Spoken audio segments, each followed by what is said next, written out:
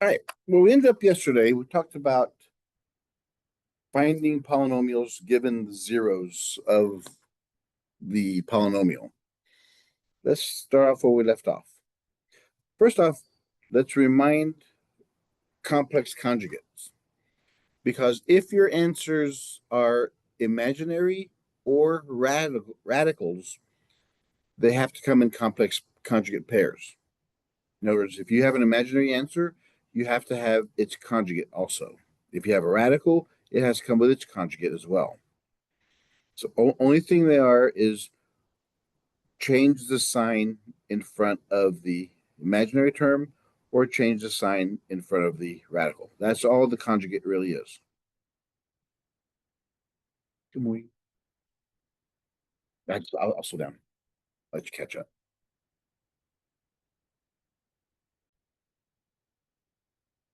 So whenever your answers, whenever your answers are in imaginaries or radicals, you have to also always have its conjugate pair. For example, example 4 says, given the zeros negative radical 3 and 1 plus I, find the polynomial of lowest degree. So can you tell me right now what my degrees are going to be of my polynomial?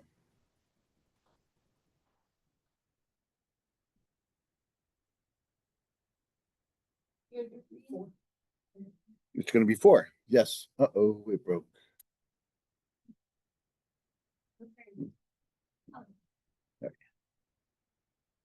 So yes, so since we have right now our x solutions are negative radical 3 and 1 plus I, which makes this x, move it over there, plus radical 3 equals 0. And x, move these over, minus 1 minus I equals 0. So those are my zeros.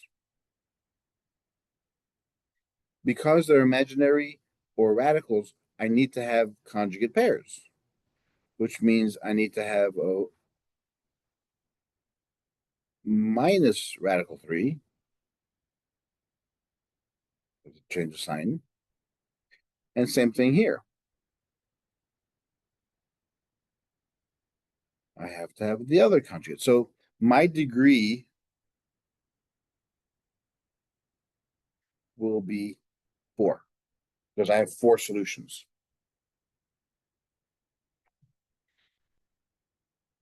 And the polynomial will be x plus radical 3, x minus radical 3, x minus 1 minus I, x minus 1 plus I. Since I found the zeros, I would simply now multiply them out together, and it's going to give me my polynomial.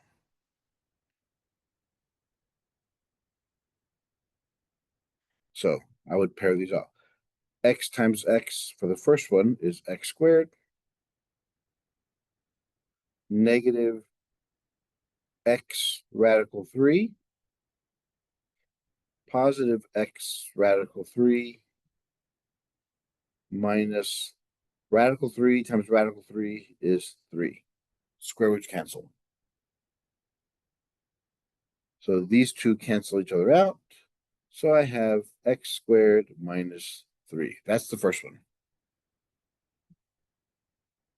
And the second set, I have to multiply all these together. So I have x times x is x squared, negative x, positive xi, negative x, positive 1, negative I,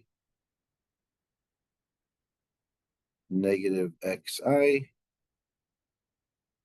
positive I, negative I squared.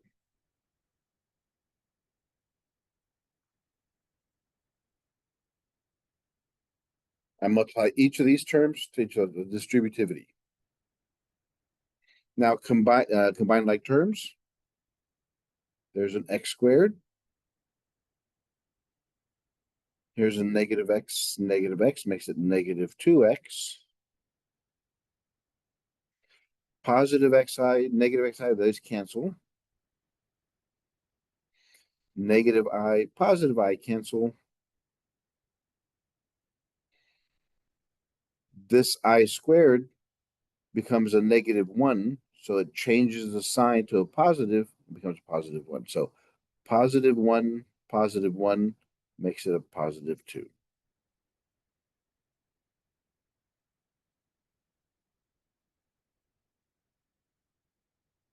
Now my final step is to multiply these two together. X squared times x squared is x to the fourth. X squared times negative 2x is negative 2x cubed. X squared times 2 is positive 2x squared. Minus 3x squared. Negative and negative makes it a positive. 3 times 2 is 6x.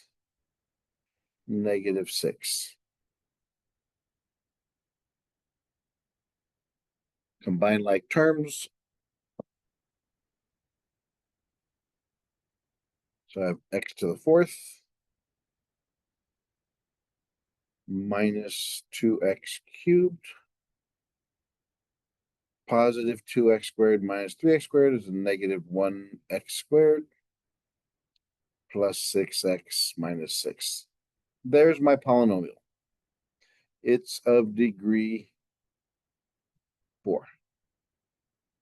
So that's what we did yesterday. That's where we ended up yesterday. I gave you zeros. You told me the polynomials that they came from. But that's not what this section is about. This section is to, I'll give you a polynomial. I'll give you something like this. And you give me the zeros. You tell me the x-intercepts. That's what we're trying to get to. We have to work backwards first to figure this out. So now we understand what zeros are, and that if you have one of your answers is a complex number, an I or a radical, then there has to be another one in the final answer. So if one of your answers is a radical, I know I have to have another one that's radical. If one of my answers is imaginary, I have to have another imaginary. They always have to come in pairs. So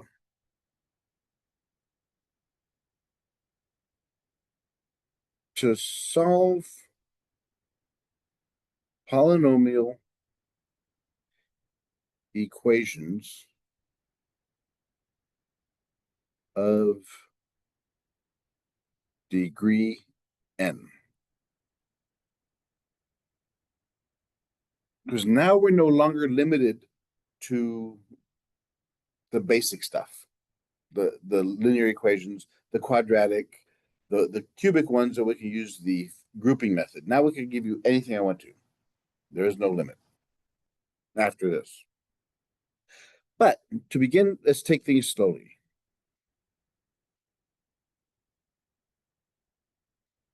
Let's take it really slow first.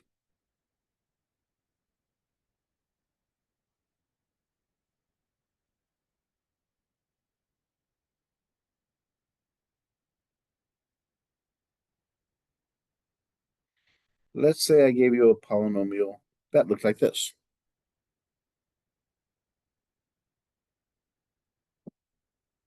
Yes, up until now, I'm gonna give you a simple one because now we're gonna look at other ways of solving it. The first thing we would try to factor it out. That'd be the first thing you'd try. But what I want to now, we're gonna learn other methods. This next method is called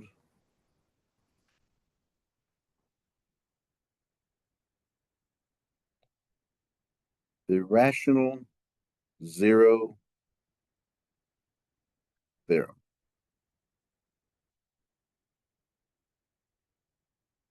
The rational zero theorem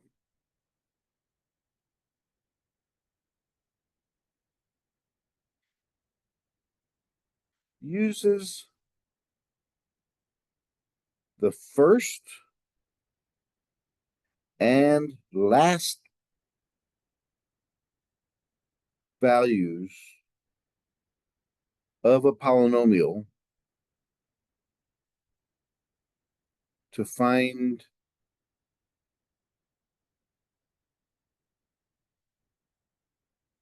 possible solutions.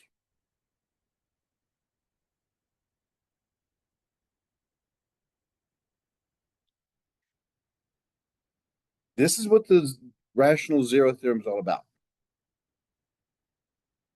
Now, the reason I call it the rational zero is because, as you know, our polynomial always looks like this.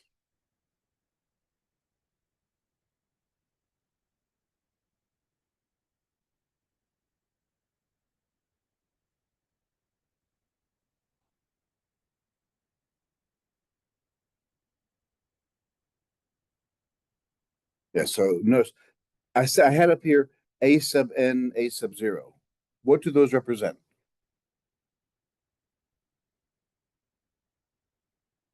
Very good. The a sub n is the leading coefficient, and the a sub 0 is the constant value. Very good. We will call the leading coefficient q. And we're going to call the constant value p.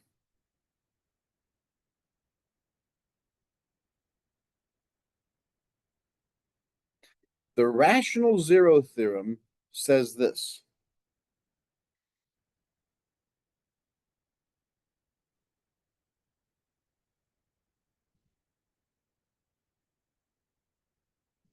Our solutions will have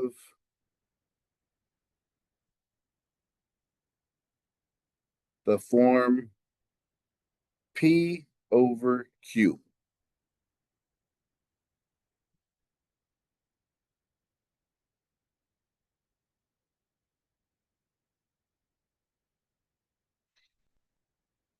It could be positive or negative, but we look at the leading term and the constant term. We create fractions like this. What we're doing here, we're taking right now, there are an infinite number of possibilities our solutions can have.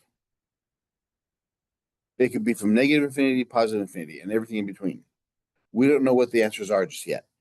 What this does, it's now going to narrow that even further. So what is my P and what is my Q?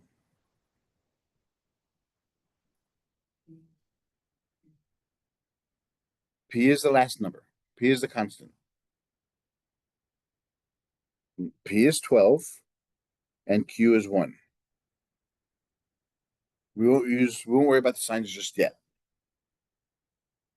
Because that's what it says. P over Q. Q is the leading term, P is the last term. Now, it's not saying that 12 over 1 is a solution. What it's saying is the answers will lay somewhere inside there.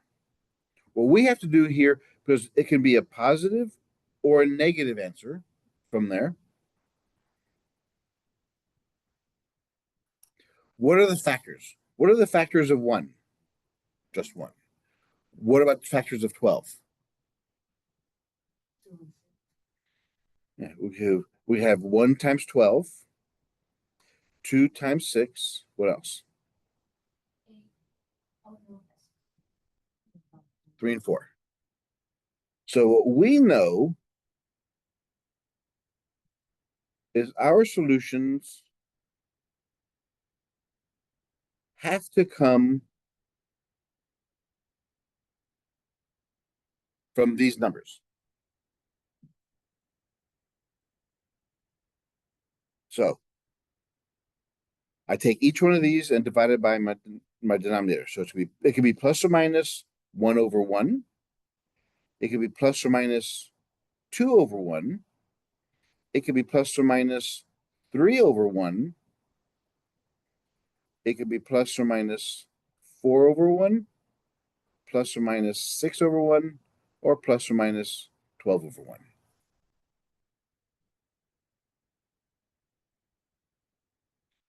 So what I've just done,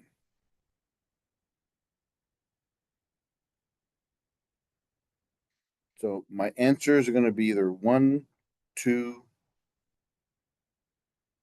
3, 4, 6, or 12. I've narrowed down the possible answers from infinity to these 12 answers, possible answers. Why are there 12?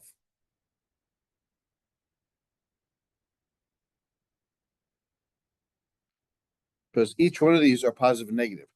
1, 2, 3, 4, 5, 6 numbers. They can be positive or negative, so 6 and 6 is 12. There are 12 possible answers, which is a lot less than infinity. Everybody okay so far? So this is my rational zero values. These are my irrational zero values, which means my answers have to come from here. How many answers will my equation have? 2. So let's begin. So we start with the first one. We start with positive 1, and we use synthetic division. X squared, x constant, x to negative 12. Oops, no, it's 1. Bring the first one down, multiply and add. 1 times 1 is, so that's 3. 1 times 3. So 1 is not an answer. Well, all this stuff's not in the packet. What's in the packet is just this. I mean, so 1 doesn't work. How about negative 1? Does that work?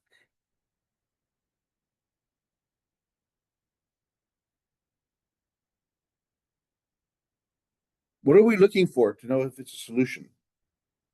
We're looking at 0 at the remainder, right? So bring down the 1. Negative 1 times 1 is negative 1. 2 minus 1 is 1. Negative 1 times 1 is negative 1, makes negative 13. So negative 1 and positive 1 are not the answers. So we have to go through the entire thing. Is it 2? 1, 2, negative 12. Bring down the first one. 2 times 1 is 2. 2 plus 2 is 4. 2 times 4 is 8. Is negative 4. Nope, that doesn't work. Try negative 2. 1, 2, negative 12. Negative 2 times 1 is negative 2. 0, 0, negative. So not negative 2. Let's try 3. 1, 2, negative 12. 3 times 1 is 3. 2 plus 3 is 5. 3 times 5 is 15. Nope, that doesn't work. Negative 3.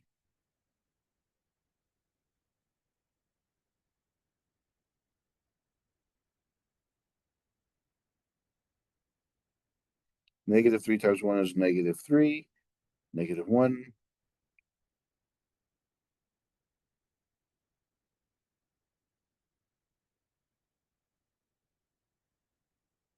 So negative 3 is not right.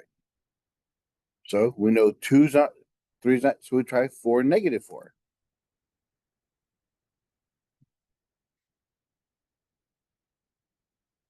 1, 2, negative 12. Bring down the 1. 4 times 1 is 4. 2 times 2 plus 4 is 6. 4 times 6 is 24. That doesn't work. 1, 2, negative 12. Bring the 1 down. Negative 4 times 1 is negative 4. Minus 2 is negative 2. 4, negative 4, negative 2 is positive 8.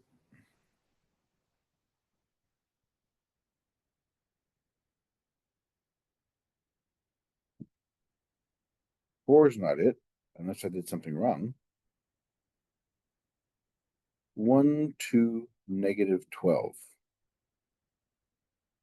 6 times 1 is 6. 6 plus 2 is 8. This is 48.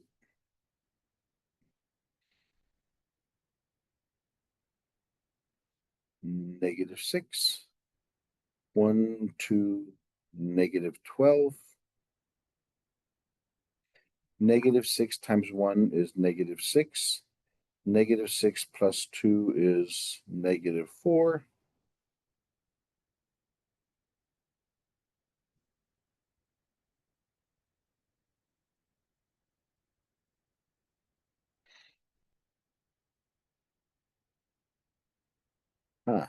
Then we have 12.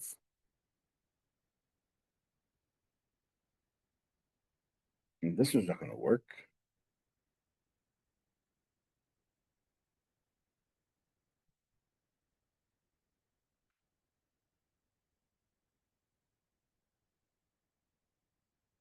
Let me see. Let me check out my numbers if I did them correctly.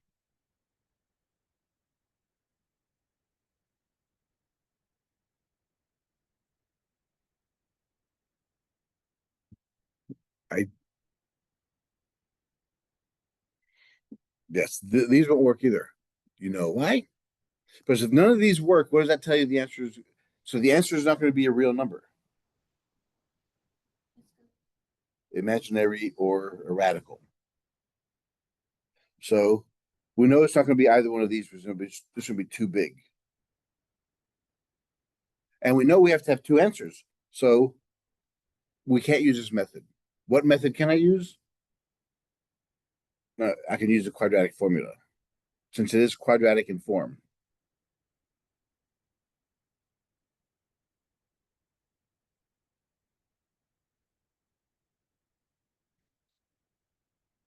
So this is A, B, C.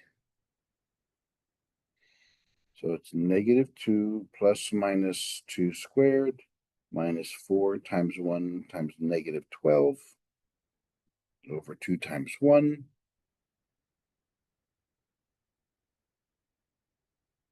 2 squared is 4. Negative and negative makes it a positive. 4 times 12 is 48.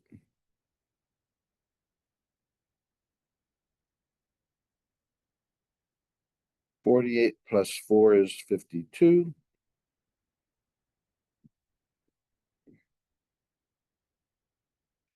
'52 breaks down into 2 times 26, 2 times 13. So there's a pair of numbers.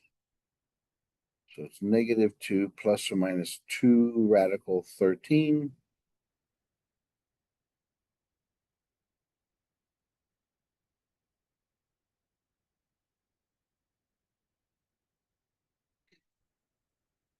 Yeah, I put a wrong number in there. It should have been a 4 in the middle instead of a 2. But we'll do that next. So in this one, on top, we can factor out a 2.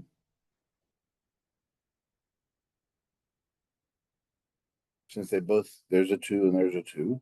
I factor it out. The 2's cancel.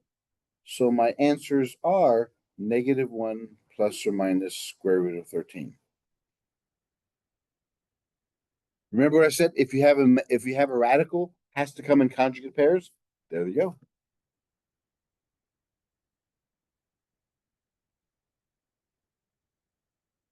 Okay, now let me put the question up there like it's supposed to be. That's going to have a solution. But this is, if it doesn't work, then you have to try something else. But we know there has to be two solutions.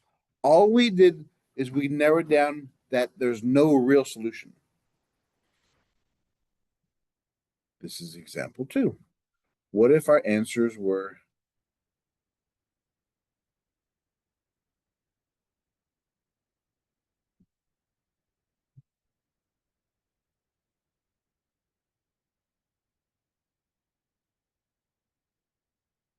that's our polynomial. What's my P and what's my Q? Remember? P is the constant, Q is the leading coefficient. So it's 12 and 1. So it's plus or minus 1, 2, 3, 4, 6, and 12. And the bottom is only 1. I'll let you take pictures at the end. Okay.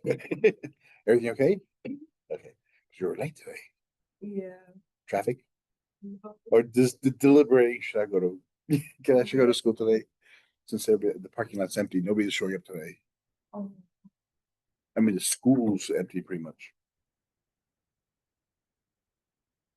Okay, so this is what we're doing.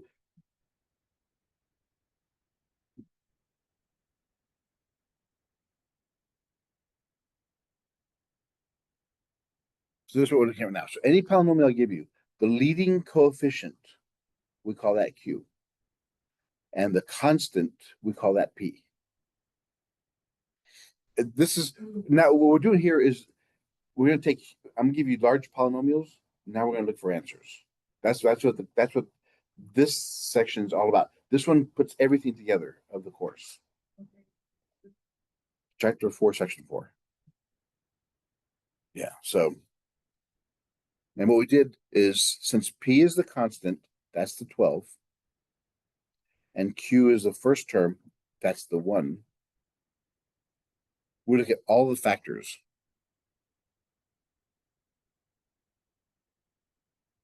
Of P over Q.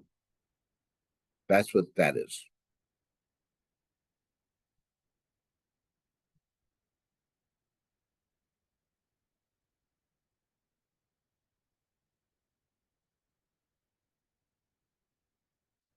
And now what our rational zero theorem tells us is now we can take each one of these and put them over 1. So it's 1 over 1, 2 over 1, 3 over 1, 4 over 1.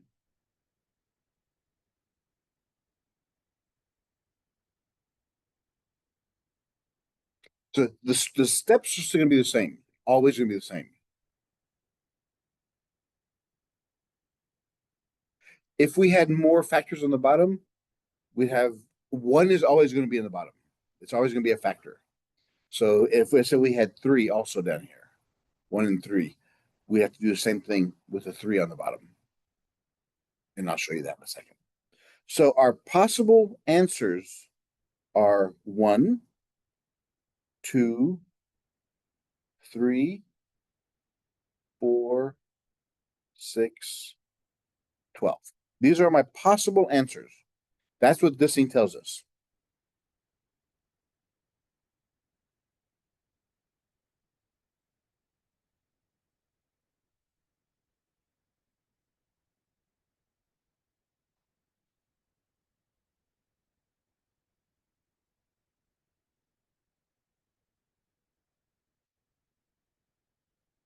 So now what do we do here? Next step, once we found the rational zeros, now we synthetic division. We just start off with positive 1. And our function, just put this synthetic division, so it's 1, 4, negative 12.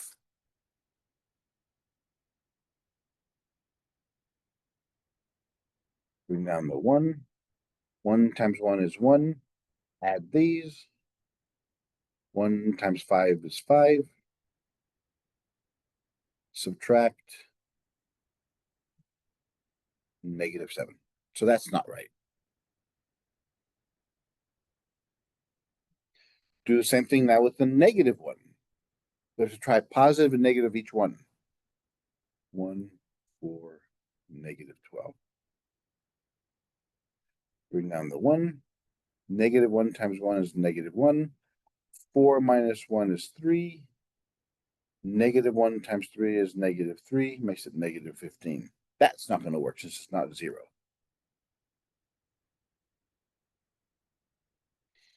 So we try 2.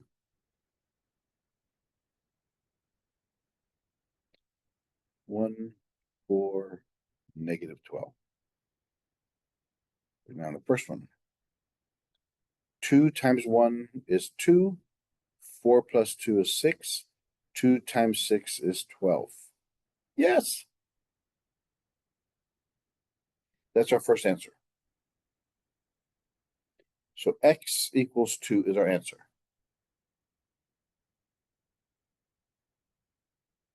If that's our answer, what's our factor? Very good. Set this equal to 0. So it's x minus 2 equals 0. So that is a factor.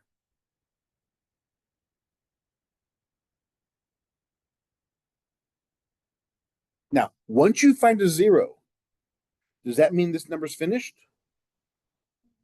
Why? No. I'm saying positive 2.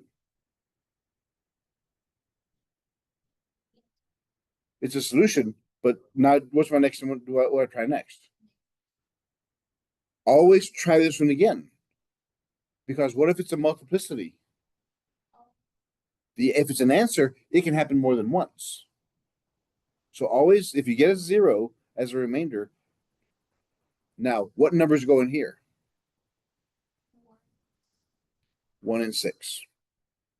Because once you get a 0, we're done with this big one. We now use a smaller one.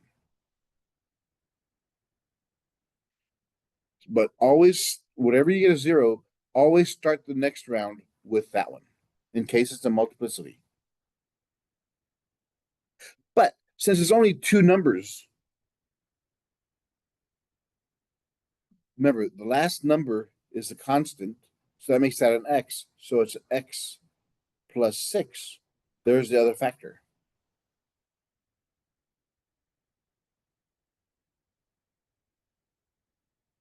So our polynomial factors out into x minus 2, x plus 6. That's how that works.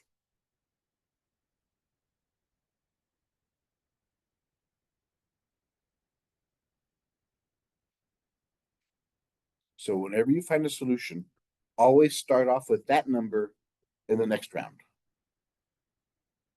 Because just in case there's a multiplicity.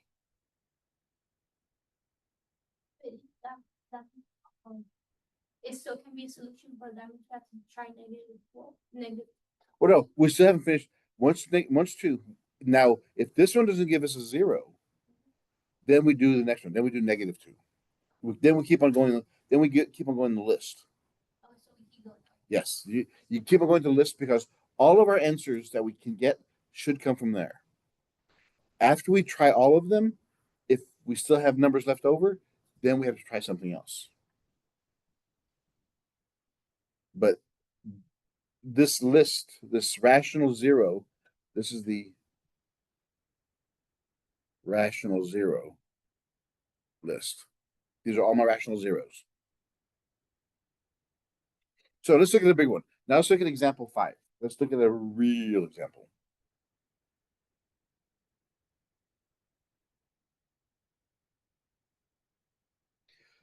Here's our function. 3x to the 4th minus 11x cubed plus 10x minus 4.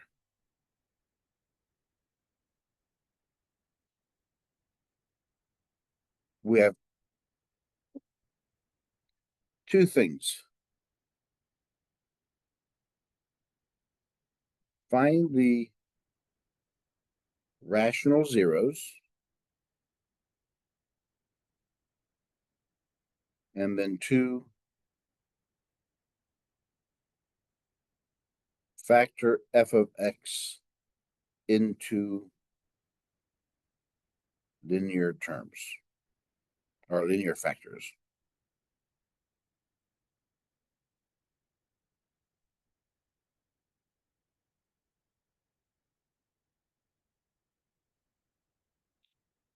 Well, now, so these are pretty much the A and B, that really shouldn't be there.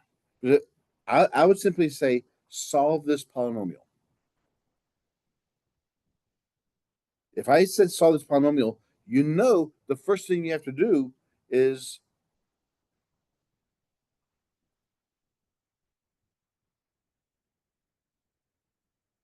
Find the rational zeros. The rational zeros are P over Q.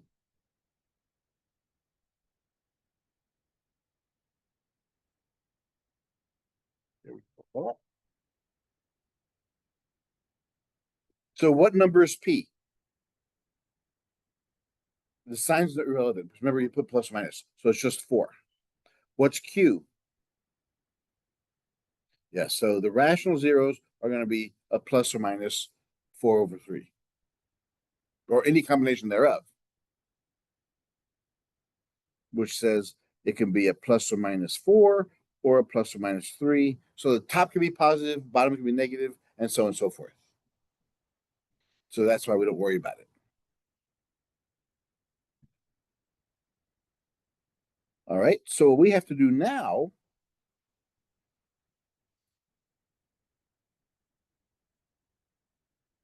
we have to find what are the factors of 4.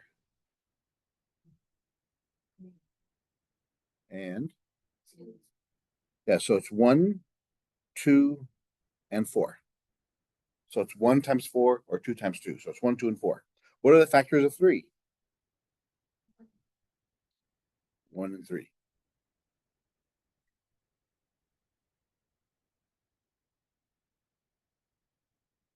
So far, so good. Now what we have to do is how many rational zeros are we going to have? Well, we have 3 on top, 2 on the bottom, so 3 times 2 is 6. So we're going to have 6 numbers. They're each going to be plus or minus. So we have a total of 12 possibilities. We have to try 12 numbers. So the answers can be plus or minus 1 over 1, plus or minus 2 over 1, plus or minus 4 over 1,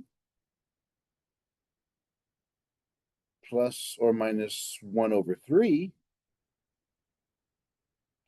plus or minus 2 over 3, and then plus or minus 4 over 3. Remember I said we had 3 on top, 2 on the bottom, 3 times 2, 1, 2, 3, 4, 5, 6.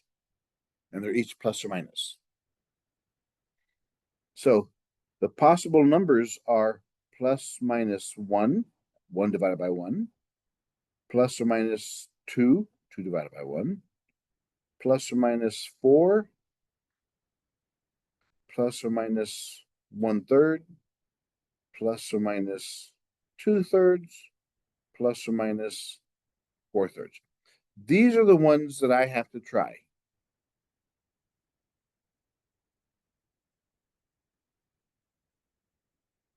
Again, that's a lot less than going through zero, negative infinity, positive infinity. How many answers are we going to have?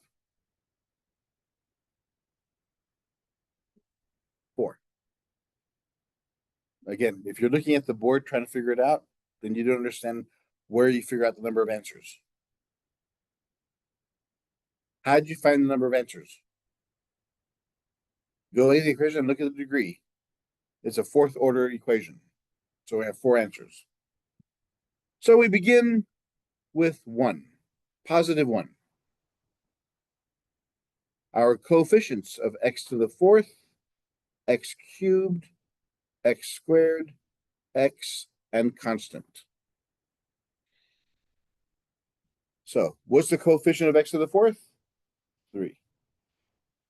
X cubed is negative 11. What's the coefficient of x squared? 0. Of x is positive 10, and c is negative 4. So that's, again, synthetic division. Bring down the first one and begin. 1 times 3 is 3. Negative 11 plus 3 is negative 8. Multiply. 1 times negative 8 is negative 8. Add straight down. 0 minus 8 is negative 8. 1 times negative 8 is -8. 10 minus 8 is 2. 1 times 2 is 2. Minus 4 is -2. So 1 is not an answer. So let's try -1.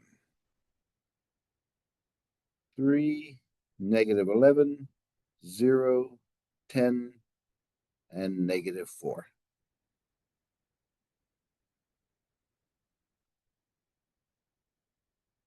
Again, if you aren't sure about synthetic division, this is a great time to try to practice because you're going to need it. Bring down the first term. -1 times 3 is -3. Add. -11 minus 3 is -14. Multiply. -1, -14 is +14. Add straight down. 14 plus 0 is 14. -1 times 14 is -14. Add. So -14 plus 10 is -4. -1, -4 is +4. There's our first solution. So we know that x equals -1, or x plus 1 is my first factor.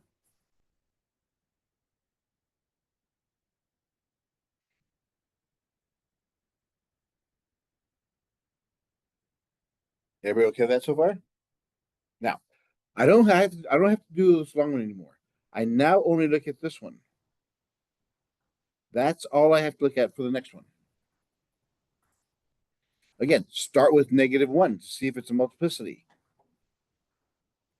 So we have 3, -14, +14, -4. So we start with that one. Bringing the first term down, multiply. -1 times 3 is -3. They're both negative. 14 plus 3 is 17. Negative and negative makes it positive 17. Whoops, this is going the wrong way real quick. So -1 only appears once. So we did 1 and -1.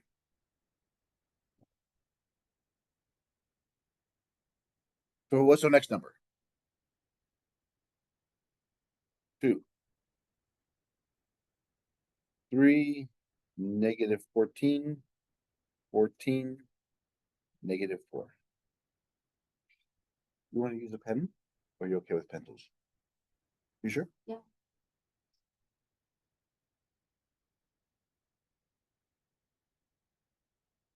Bring down the first term. So it's 3. 2 times 3 is 6. 6 minus 14 is -8. 2 times -8 is -16. That makes it a -2. 2 times -2 is -4. Makes it -8. Nope, 2 doesn't work.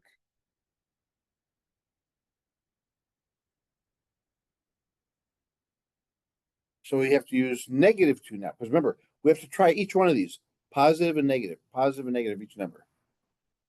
So we're using -2. 3, -14, 14, -4.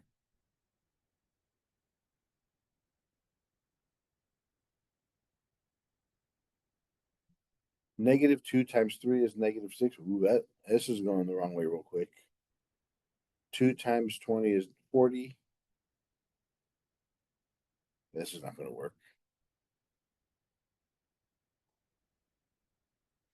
Okay, everybody okay with the process? Everybody okay with synthetic division?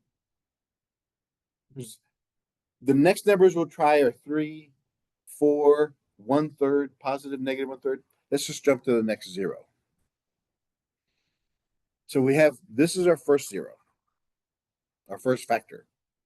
So the next one we're going to jump to is positive 2/3. Let's look at positive 2/3.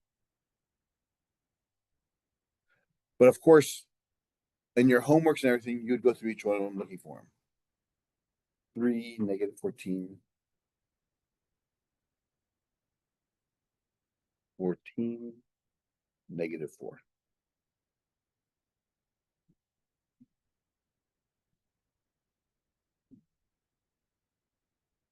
Bring down the first term. Multiply. 2/3 times 3 is what? 2. 2/3 times 3, the 3's cancel, we're left with 2. -14 plus 2 is -12. 14 is bigger, so we subtract. 2/3 times -12. 2/3 times -12. 3 goes into 12 4 times. So 2 times -4 is -8. 14 minus 8 is 6. 2/3 times 6 is, yeah, because 3 goes into 6 twice. 2 times 2 is 4. So this is my next answer. X equals 2/3.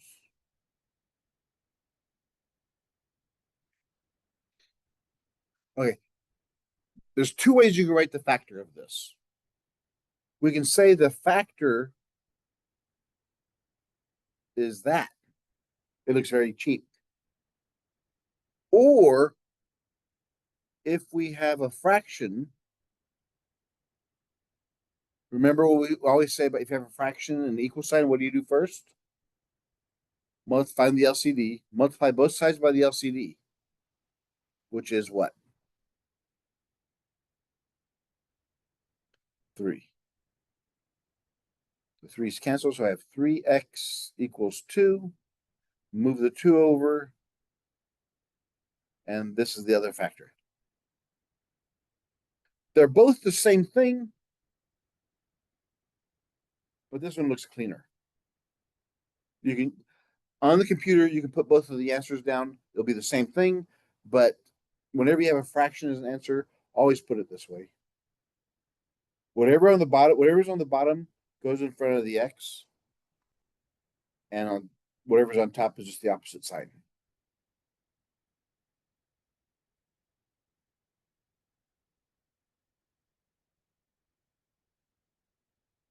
So, everybody okay so far? We found 2 over 4 answers. Now we're lucky. We have 3 terms left. Remember, that's a constant. This is x squared. So what we're left with, what kind of equation is that? Quadratic. So because once you get only 3 terms left, you can use the quadratic formula.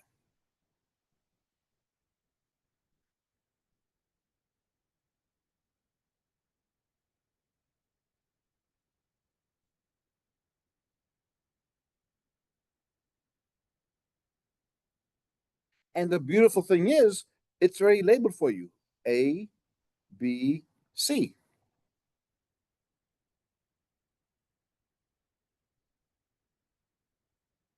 So we have negative of a -12.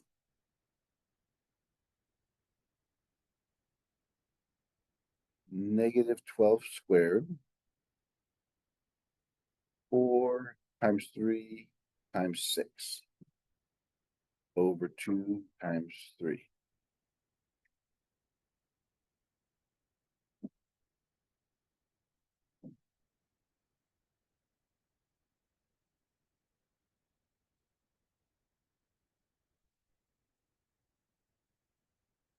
All right. So negative and negative makes it a positive 12. -12 squared. 12 times 12 is 144.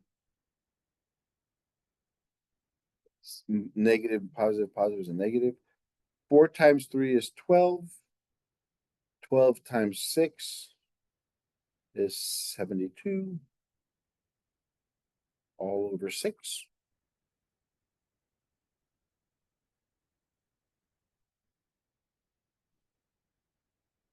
$144 minus 72 is 72.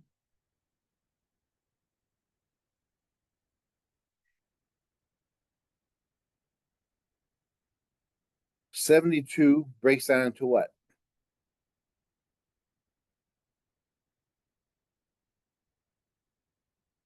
And so we know a 2 goes in there. 2 goes into 7 how many times? With how many left over? With 1 left over, so we have 12. 2 goes into 12 6 times. We know 36 is made up of 6 times 6. Remember, we're looking for 2 of a kind.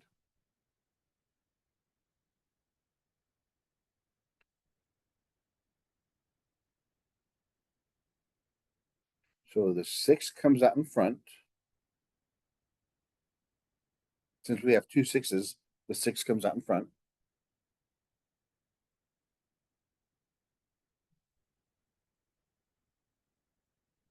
Can anything factor out of the top?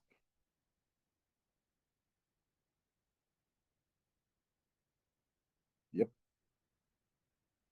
If we take out a 6 on top, what are we left with?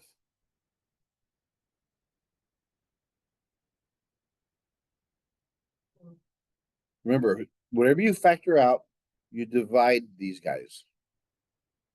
12 divided by 6 is 2. Plus or minus, the 6 is canceled. Square root of 2.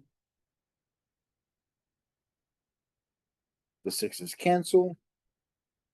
So we're left with, our answers are 2 plus or minus radical 2. As we said, if you have imaginary or radicals, they have to come in conjugate pairs.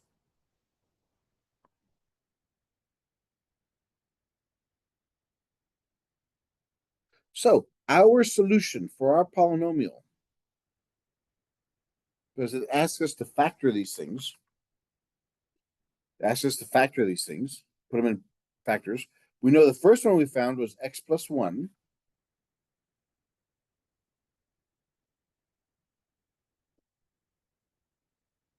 The second one we found was 3x, was that minus 2? Yeah, minus 2.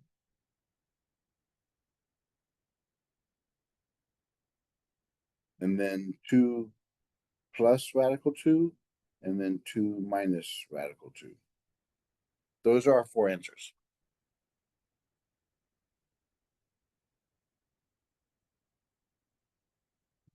Next example.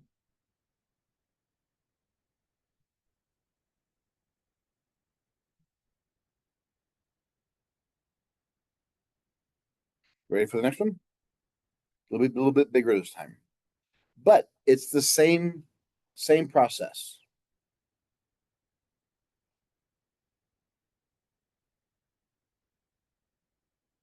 I'm going too fast. If I'm going too fast, stop me. Example 6. F of x is equal to 2x to the 5th minus x to the 4th minus 4x cubed plus 2x squared minus 30x plus 15.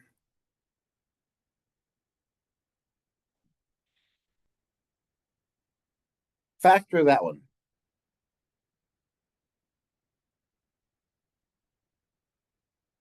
And just think, 4 weeks ago, you wouldn't even know where to start. Now you know where to start, you just can't do it. We just have to practice it. So what do we need first? We need the P and Q. Where's P? P is 15 and Q is Right, it's the leading term and the constant term. What do we do with 15 and 2?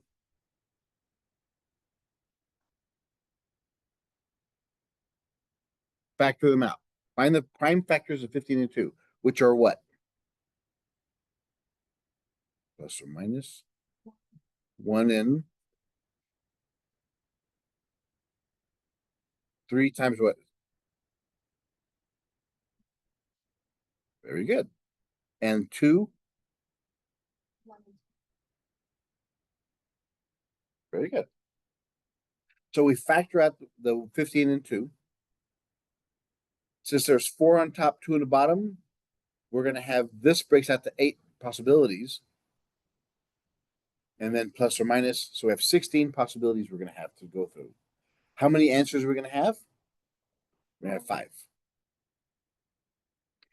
What this tells us is we know since we have an odd number of exponent or solutions, we know one of them has to be real. One of them has to be real. The other 4 could be either imaginary, radicals, combination, or they could be more real numbers. So we're looking at here for the rational 0. This is called the rational 0.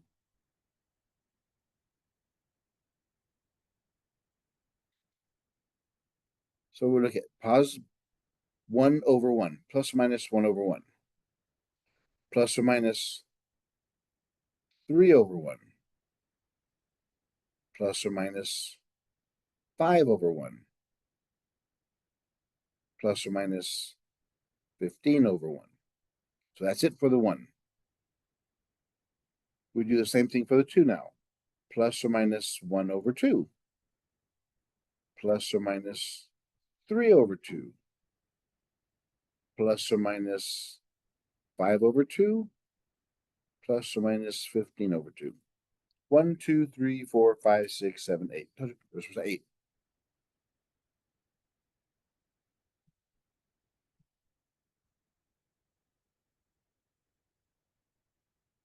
So our possible answers, 1 divided by 1 is 1, 3 divided by 1 is 3, 5 divided by 1 is 5, 15, 1/2, 3/2, 5/2, and 15/2. So our answers have to come from this list.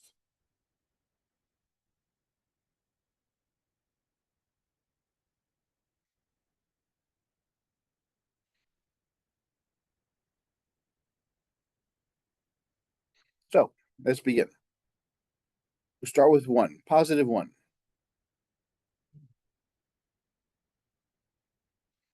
Our coefficients are x to the 5th, x to the 4th, x cubed, x squared, x, and a constant.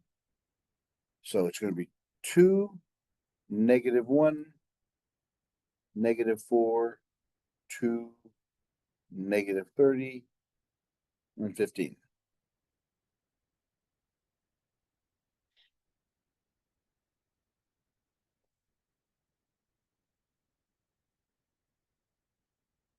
Bring down the first one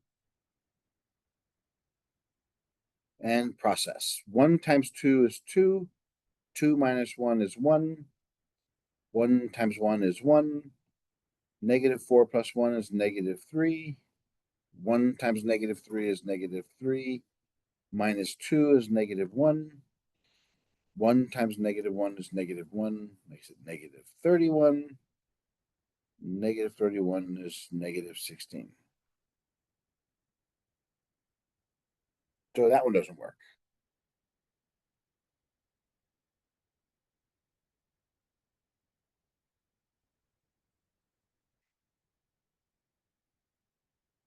Then you do what? We try -1. Then we try 2 negative or 3 -3, 5 -5, 15 -5, and it's not going to work until we get to 1/2.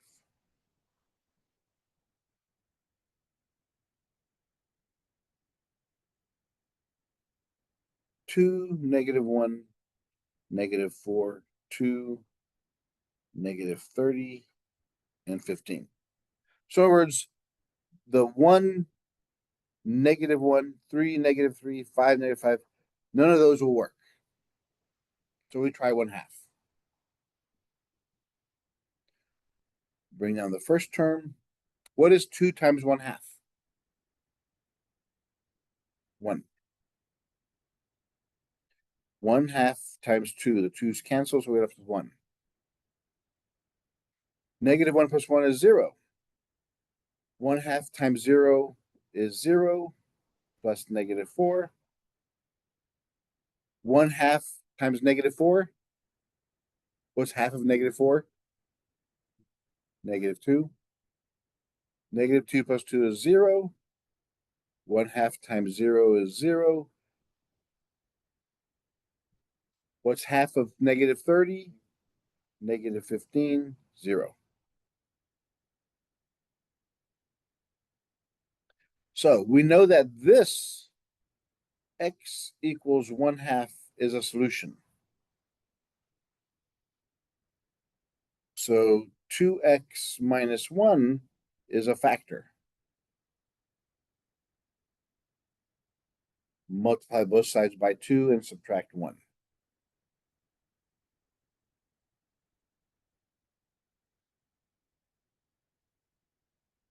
Everybody okay so far? Now, looking at this pattern here,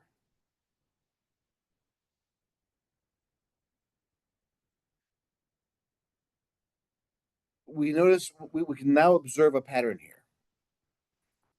Since the polynomial is x to the 5th, this one would be 2x to the 4th. X to the 3rd, there is none. Minus 4x squared. There's no x's. Minus 30.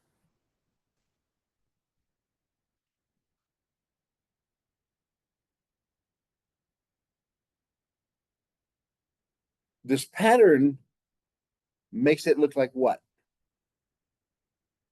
Quadratic. Can we factor anything out to simplify it? They each have a 2 in common, so we can factor out a 2.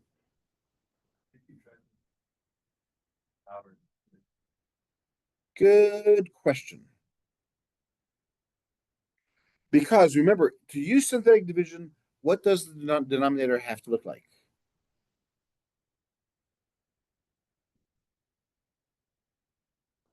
Anybody? In order to use synthetic division, what does the denominator have to look like?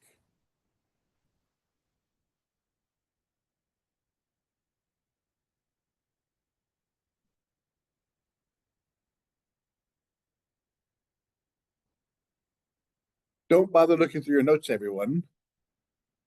It's a linear equation. It has to be x plus or minus a number.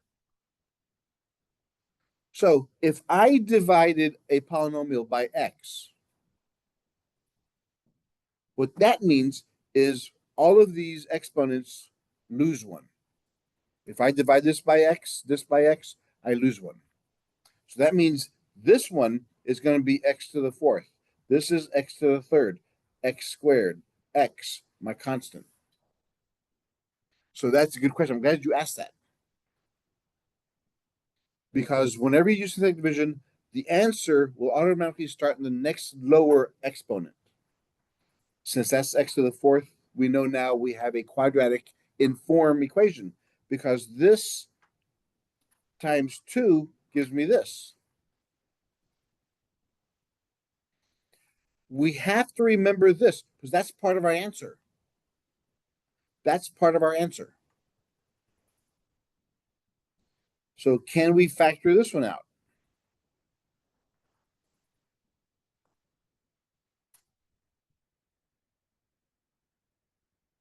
What goes in the first place? Yeah, it's whatever's in the middle. So it's x squared, x squared. What signs go in there? Yes, since it's negative, it's plus and minus, and the bigger answer will get the negative. What times what is 15? When you subtract them, you get 2. 3 and 5. 5 has to go to negative because of that.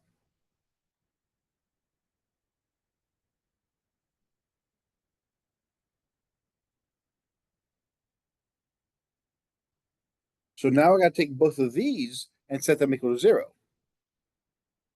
So I have x cubed plus 3 equals 0. The 2 is a constant. I'm just going to put that in the front of the answer when we finish. There's nothing I can do with that.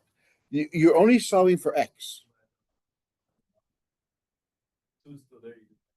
Right, yeah, I could put that there. So that's why I put a box around it. I know I have to keep that now on the side. So now I gotta take x squared plus 3 equals 0. And x squared minus 5 equals 0.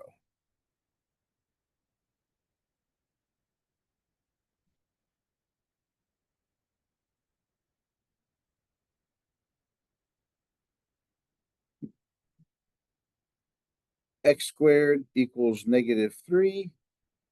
X squared equals 5.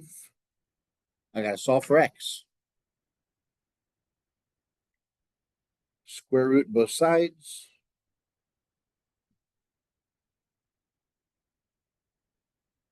So x equals plus or minus what on this one?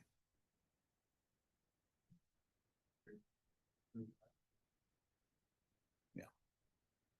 Don't put the I afterwards because you don't know if it's inside the radical or not. That's why I put the I in front. And this one, x is equal to plus or minus radical 5.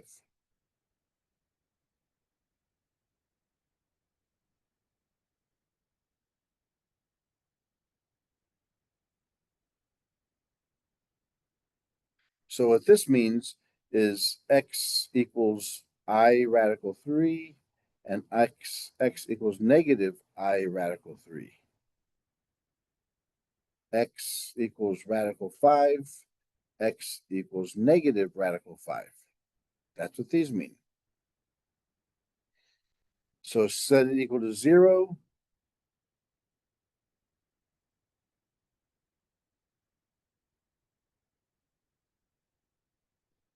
Set them all equal to 0.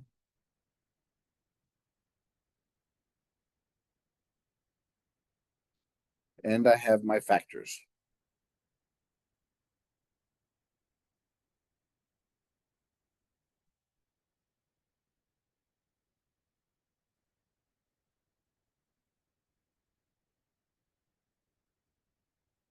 So our polynomial 2x to the 5th minus x to the 4th minus 4x cubed plus 2x squared minus 30x plus 15 factors out into what? What was our first factor? Our first factor was 1/2. So it was 2x minus 1.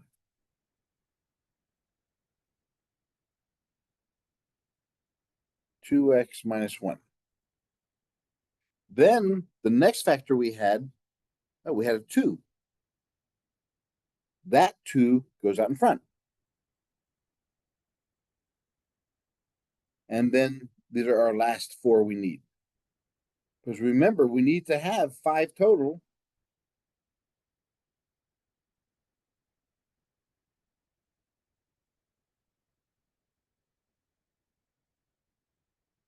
There's my answer.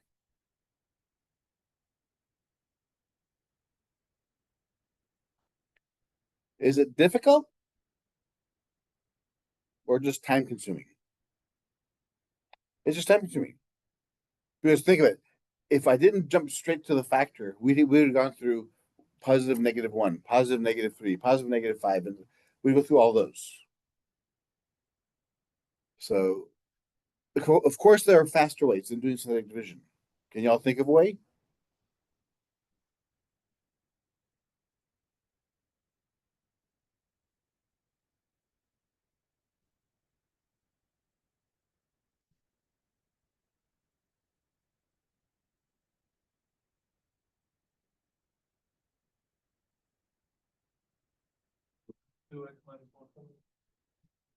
That was the very first factor we had. We solved for 1/2. X equals 1/2. Multiply both sides by 2, subtract 1.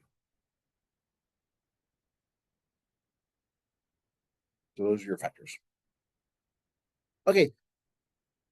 The rational zero theorem goes gives us from infinity possible answers down to a whole bunch of them. So we had what 16 or 17 different answers we could choose from. Is there a possible way to narrow that even further? Yes. We can now narrow down the number of positives and negative answers we'll have.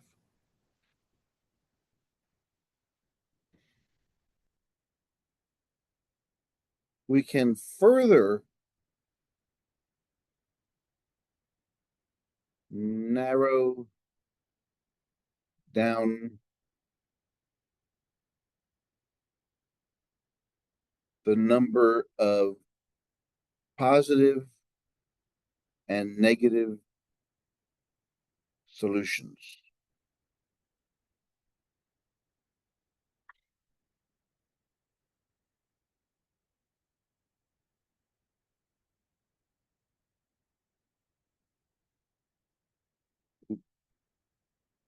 We do this by using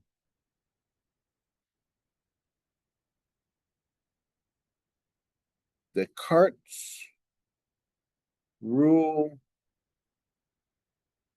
of signs.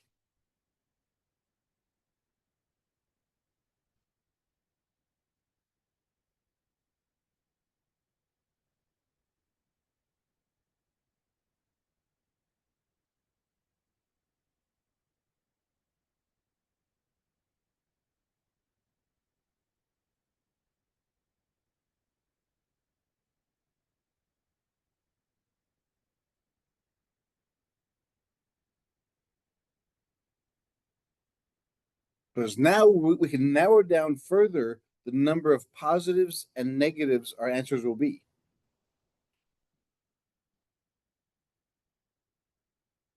All right, and this is Descartes' rule of signs.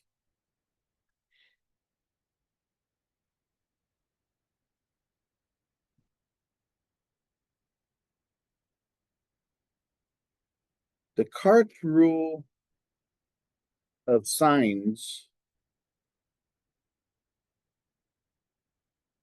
counts the number of sign changes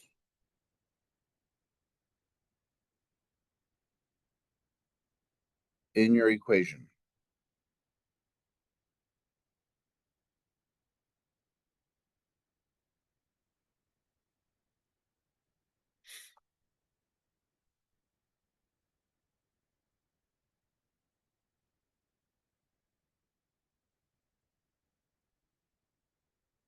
Example 7.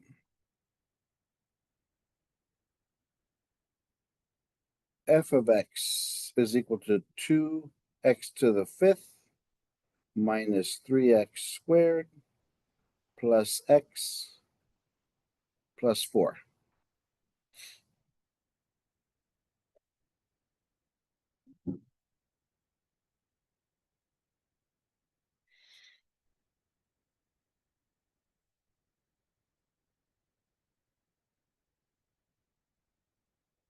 The number of positive solutions.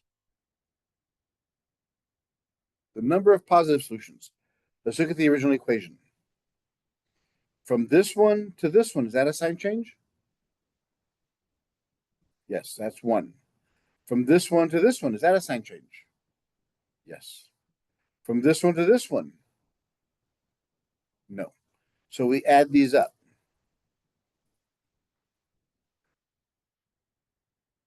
We're going to have two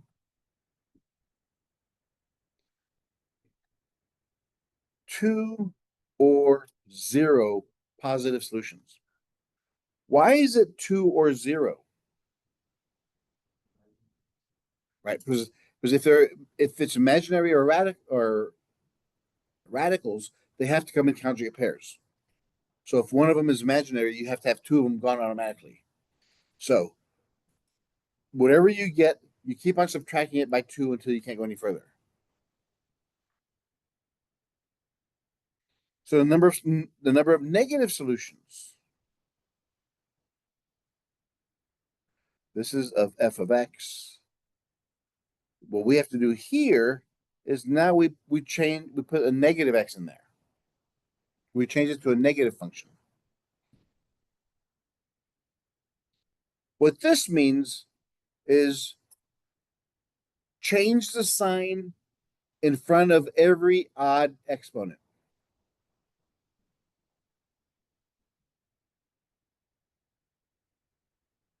The reason being because if I put a -1 and I raise it to the 5th power, what's that going to happen? What's that going to turn out to be? Positive or negative? Answer is going to be negative. If I put it in an even power, what does that happen? It's positive. So the only thing it changes is a sign in front of the odd exponents. So this one, if I make x negative, that makes this one negative 5x. Since the 3x squared is positive, I don't have to worry about that one. It's not going to change. This x is power 1, so it's going to change to a negative. And the constant never changes.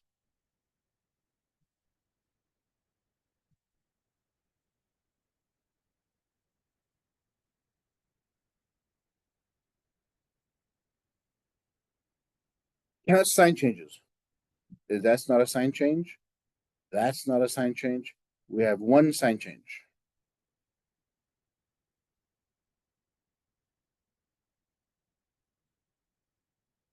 So therefore, all we know for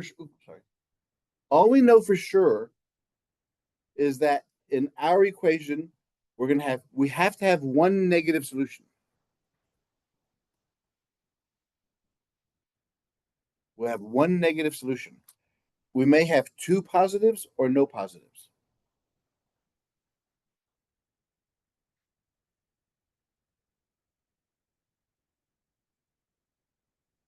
So if it's a positive, a negative, or other. Because there's only one sign change. After we changed all the x's to negative x, change the coefficients. We know that we have to have how many solutions? We have to have 5 solutions. So the numbers in these have to add up. And we know we only have one negative. So what does that mean the positives can be? We calculated it could be 2. If that's the case, then how many others can there be? 2. Which means I or radical. Again, has to equal 5. We have to have one negative. What if we had no positives? How many others will we have? 4. So this is a roadmap of what your answers can look like. We now know what we're looking for. How is this going to help us? Well, once we find our only negative answer, we don't have to use any more negatives when we do long division or synthetic division. Once we find one of them, we're done with all the negatives. So it tells us, well, we know we have to find 2 or no positives. So it tells us what we don't have to look anymore. Let's look at another example.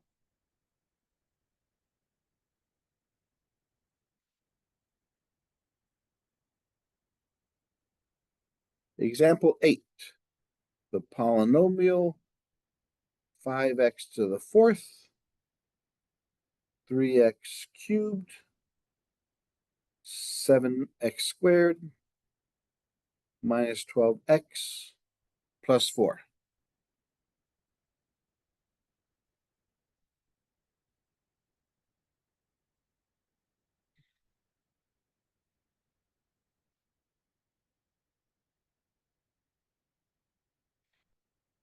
Tell me the number of positive solutions and the number of negative solutions.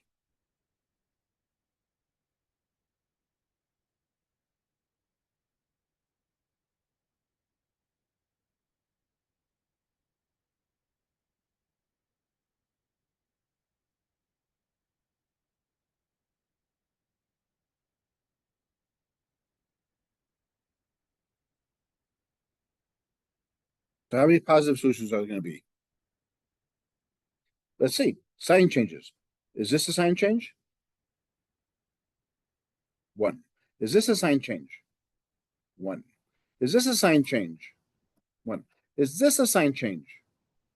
So we can have 4 or what else? Or 2 or 0. Whenever you get, you can always subtract 2 until you can't go any further. For our negative solutions, we take our equation and only change the sign in front of the odd powers.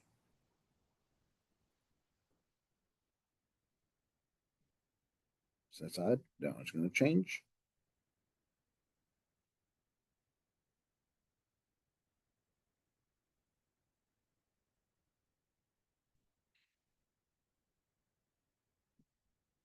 So what does that tell us?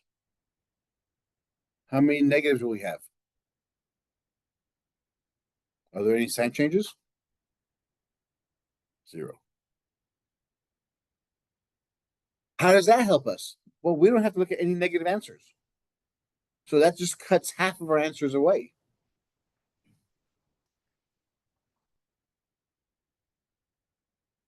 So we have positive solutions, negative solutions, other.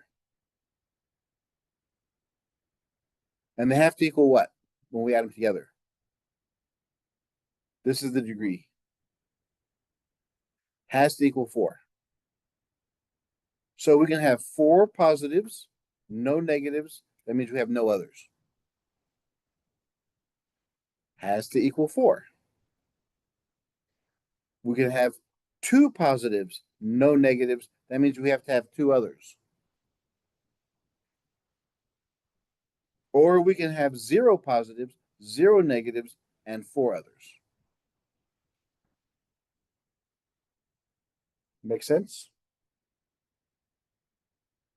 How do you know about the changes? What do you mean?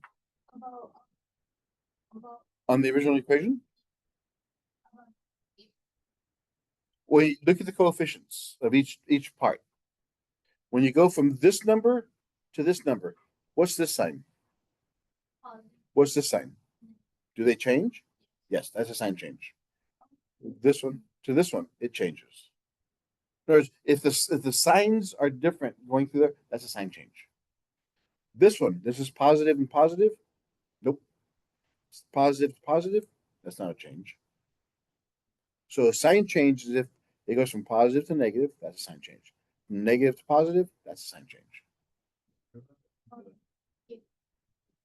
Good question. Yes. Yes. There's one in the middle. There's 2 positive. I get that. So what are the other?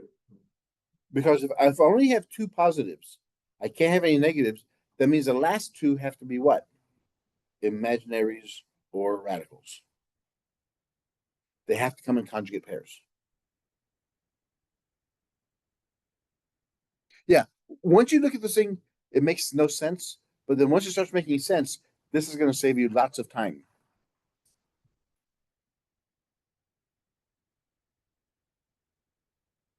Example 9. Our polynomial is, yes, So the degree will always tell us how many answers, but the part rule tells us which are how many positive and how many are negative. yes. Or how many can be positive, how many can be negative. It won't tell us exactly, because this says it's possibly 4, 2, or 0.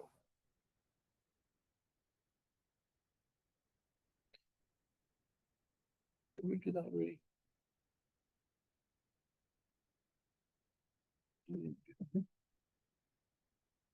2x to the 5th minus 3x squared minus 3x plus 6. Tell me positive solutions, negative solutions, and fill out my degree chart.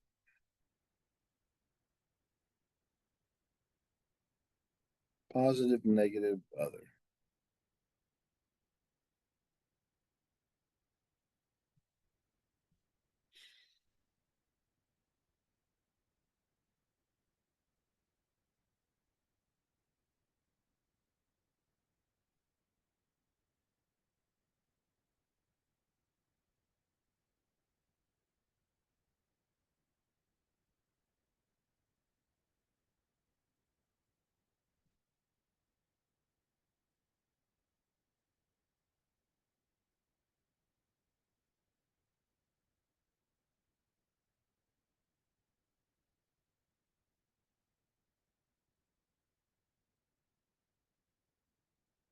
So how many positives we're gonna have? 2 or 0. That's a sign change. Nope. That's a sign change. So we have 2 sign changes. And for the negatives, it'll become negative 2x to the 5th minus 3x squared. Change that one. Remember, all of the odd exponents change the coefficient. How many sign changes there? Just one. And our degree is 5. And we have to have one negative. If we have 2 positives, how many others will we have? 2. Now, if we have 0 positives, we have to have 1 negative. How many others will we have? 4. That's all possible. That's all the possibilities we can have.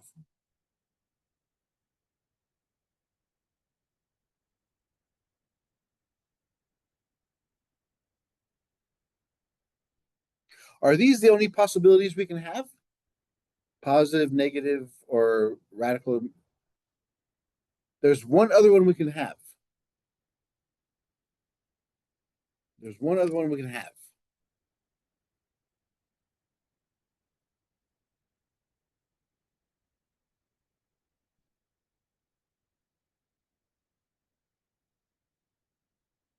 What if we had this polynomial? 6x to the 6th minus 2x squared minus 5x. Positive solutions, negative solutions, and then our table.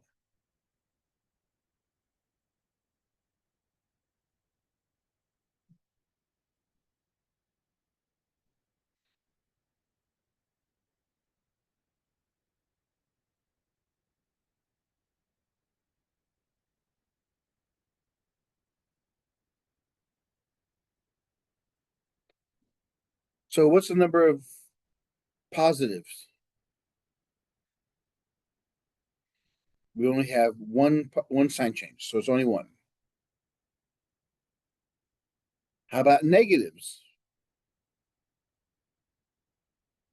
So that one's not going to change. That one's not going to change. That one changes. The only one that changes is that one. So how many sign changes are there?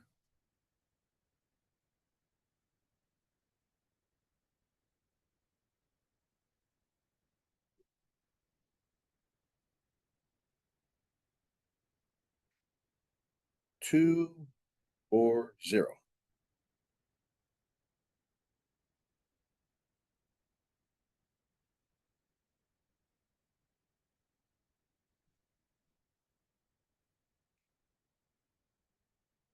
And the degree is what?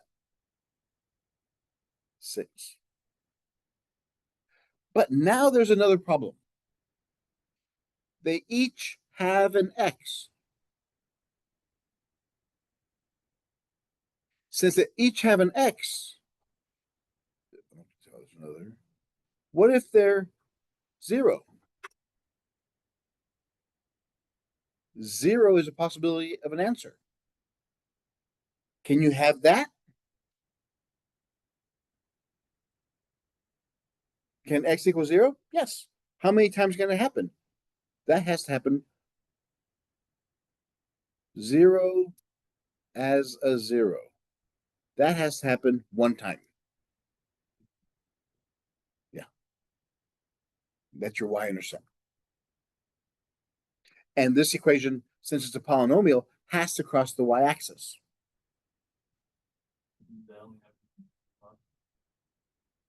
No, right. Yeah, yes. If there's no constant and you're right. That's a perfect way to put it. Since there's no constant, it means each term has to have an x. Since each term has an x, that means a 0 is an answer. So this one has to be 1.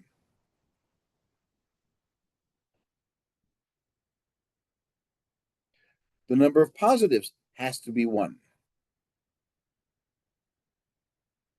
The number of negatives can be 2. So how many others can we have?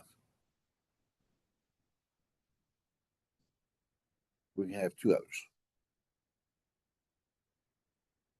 We have this one now. The positives are 1. The negatives could be 0. The zeros have to be 1. So how many others can we have? Right. So this tells us what we're looking for.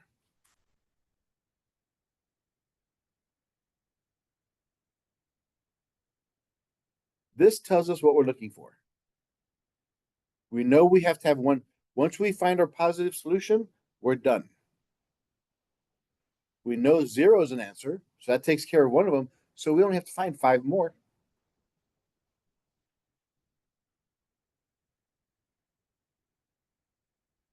And what would bite on this one is we know we have to have a complex conjugate, a complex pair, either i's or radicals,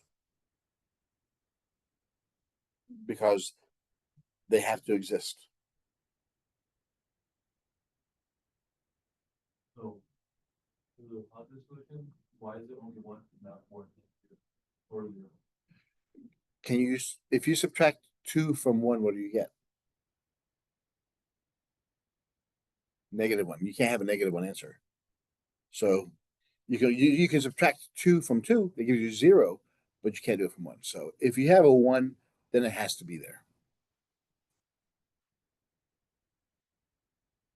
All right, that's it for that. That's the most difficult section of the course.